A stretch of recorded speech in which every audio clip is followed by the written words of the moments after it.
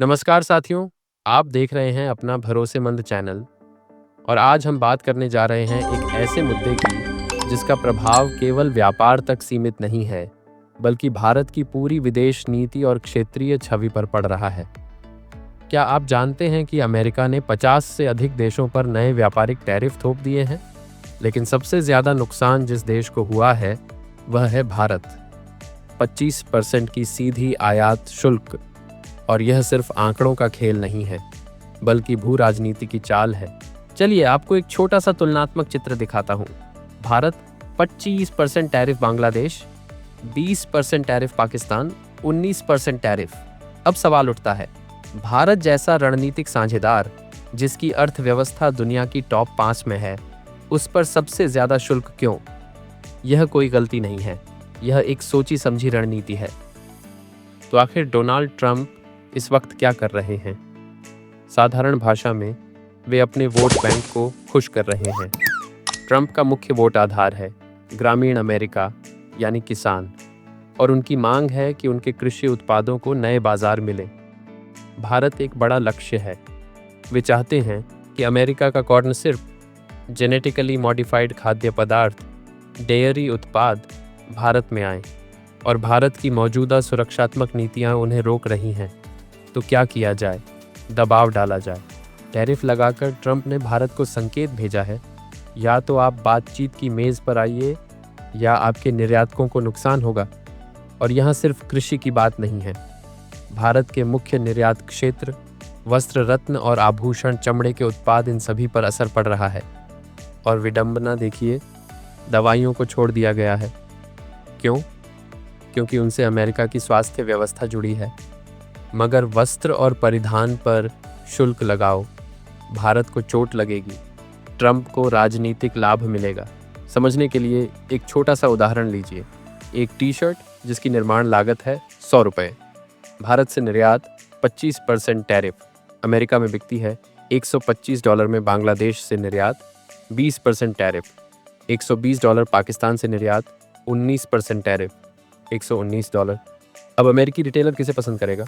जो सबसे सस्ती होगी, पाकिस्तान या बांग्लादेश की।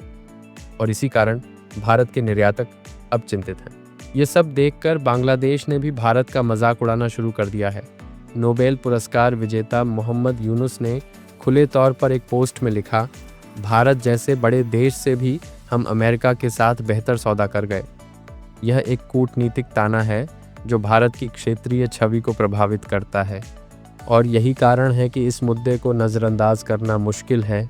लोगों को लग सकता है यह सिर्फ व्यापार का मुद्दा है, लेकिन नहीं, यह भू राजनीतिक शतरंज का हिस्सा है। ट्रंप भारतीय बाजार को कृषि के लिए खोलना चाहते हैं, और उनका लक्ष्य है कि अमेरिकी किसानों को लाभ मिले। लेकिन इस दौरान एक छिपा हुआ एजेंडा भी है, भारत के बढ़ते प्रभाव को धीमा करना। तो सवाल है, भारत क्या करे? विकल्प 1, अमेरिकी दबाव के आगे झुक जाए? बिल्कुल नहीं। विकल्प 2, अपने निर्यातकों को प्रोत्साहन दें, मेक इन इंडिया को और आगे बढ़ाएं। वैकल्पिक निर्यात गंतव्य खोजें, जैसे यूरोप, दक्षिण पूर्व एशिया, और सबसे बड़ी बात, भारत को अपनी कृषि बाजार को बिना किसी दबाव के अपने नियमों के अनुसार खोलना होगा। अमेरिकी फेडरल रिजर्व के चेयरमैन जेरोम पॉवेल ने कहा है, अगर ट्रंप ऐसे टैरिफ्स जारी रखते हैं तो महंगाई बढ़ेगी, और इसका बोझ कंपनियां नहीं, सीधे जनता उठाएगी।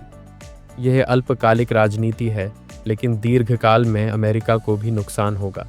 तो भारत के लिए यह धैर्य का खेल है, अल्पकालिक दबाव के आगे नहीं झुकना, बल्कि दीर्घकालिक दृष्टिकोण के साथ आगे बढ़ना। और दोस्तों, जब बांग्लादेश जैसे छोटे देश खुले तौर पर भारत का मजाक उड़ाते हैं, तो जवाब जुबान से नहीं, व्यापार से देना चाहिए। हमारे वस्त्र निर्यात, हमारे इंजीनियरिंग उत्पाद, इन सभी में भारत को गुणवत्ता और प्रतिस्पर्धा बढ़ानी होगी। और एक बात याद रखिए, भू राजनीति में आपकी हैसियत उतनी ही होती है जितना आप निर्यात करते हैं और जितनी आपकी अर्थव्यवस्था लचीली होती है। तो यह थी पूरी कहानी डोनाल्ड ट्रंप के नए टैरिफ्स की, और कैसे यह भारत के लिए एक चुनौती भी है और एक अवसर भी। चुनौती इसलिए क्योंकि तत्काल दबाव है, और अवसर इसलिए क्योंकि भारत अब अपनी घरेलू बाजार और निर्यात नीतियों को और मजबूत बना सकता है।